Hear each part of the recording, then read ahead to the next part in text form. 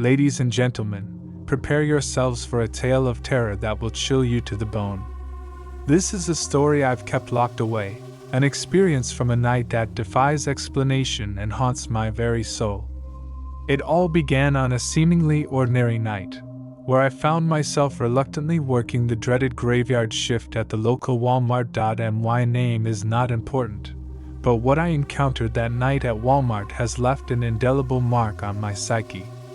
The store stood eerily silent under the harsh glare of flickering fluorescent lights, casting a surreal glow over the aisles stocked with innumerable products. The graveyard shift was a lonely task, where I was assigned to restock the shelves with merchandise.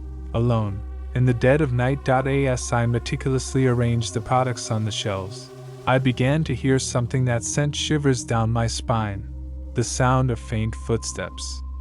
These were not the typical footsteps of late-night shoppers. They were erratic, unpredictable, and unnervingly strange. I paused in my work, straining to hear more, but the source of these eerie footsteps remained elusive. The unease that gripped me grew stronger as the footsteps drew nearer, echoing ominously as if they were approaching me. I glanced around but saw nothing. Fear gnawed at my heart, and I had the distinct impression that I was being watched. That's when I saw it, a figure at the far end of one of the dimly lit aisles. The figure was shrouded in what looked like old, tattered clothing, and its face was obscured by shadows. My initial thought was that it might be a lost customer in need of assistance. However, a cold and unsettling feeling crept over me. The figure began to move closer, its footsteps growing louder, its gait strangely unnatural, almost as if it were floating or being controlled by some unseen force. I tried to call out, but my voice seemed to betray me, caught in my throat. I stood there, paralyzed by fear as the figure's whispering began, a soft, sinister chant that sent a shiver through my very soul. The words the figure spoke were in a language I could not comprehend, yet the meaning felt malevolent and foreboding. It was as if I had been transported to a nightmarish dimension, where reality itself was twisted and distorted.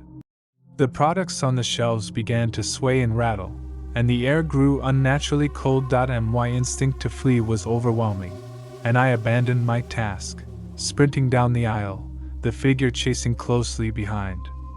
The whispering grew louder, more intense, as if it were trying to pull me back into its nightmarish realm. Finally, I burst through the store's entrance and into the desolate parking lot.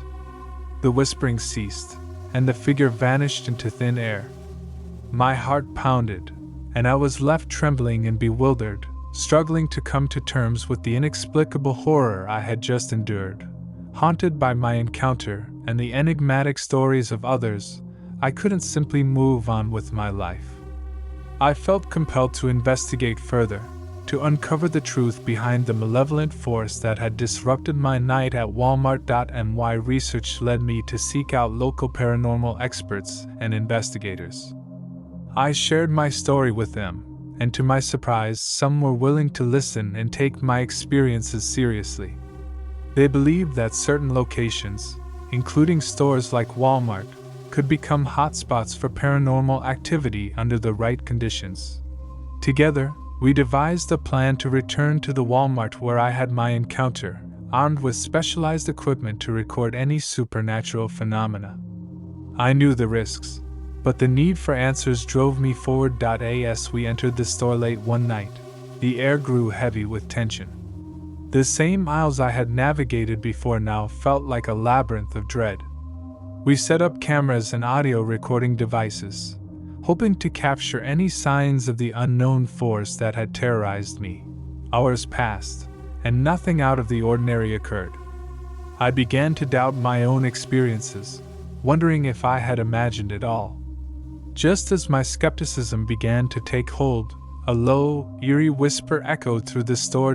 My heart leaped, and I could see the fear mirrored in the eyes of my fellow investigators.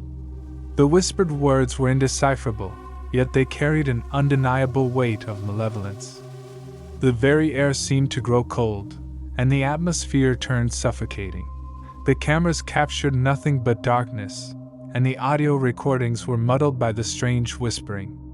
We moved toward the source of the sound, attempting to confront the presence that had haunted me. As we reached the aisle where I had first encountered the figure, the whispering intensified, reaching a fevered pitch. Suddenly, the shelves began to shake violently, and products crashed to the floor. It was as though an invisible force was manifesting before our very eyes. The fear was palpable, and panic threatened to overtake us. In that moment, I realized that we were in the presence of a supernatural entity, one that defied explanation and sought to torment us. With a sense of urgency, we fled the store, leaving behind our equipment and the unnerving force that had descended upon us. The encounter at Walmart that night left me with more questions than answers. The paranormal investigators and I had witnessed the same malevolent force that had haunted me before, but it remained elusive, shrouded in mystery. I continued to research the phenomenon, seeking clues in the accounts of others who had encountered similar entities. It became clear that these supernatural forces were not limited to Walmart stores alone but could manifest in various locations, often under the cover of darkness. The experiences of those who had encountered these entities were remarkably consistent. The figures were cloaked in shadow, their faces obscured, and they whispered eerie incantations in languages unknown. The air turned frigid, and an overwhelming sense of dread enveloped those who came into contact with them. Speculation among paranormal enthusiasts and experts varied. Some believed these entities to be vengeful spirits, while others thought they might be interdimensional beings. The common thread was that they seemed to feed on fear and despair, growing stronger in the presence of those who encountered them. My own life was marked by fear and unease. I began to experience vivid nightmares, each one more terrifying than the last. In these dreams, the figure from Walmart would appear, whispering cryptic phrases and filling me with a sense of dread. The nightmares bled into my waking hours, and I became increasingly paranoid. I felt as though I were being watched, and I could hear faint, ghostly whispers even when I was alone.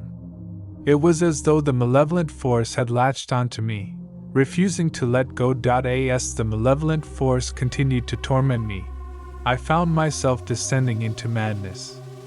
The lines between reality and delusion blurred, and I struggled to maintain my grip on sanity. I was haunted by the figure from Walmart, its presence a constant, oppressive weight on my shoulders. I withdrew from friends and family, unable to explain the horrors I was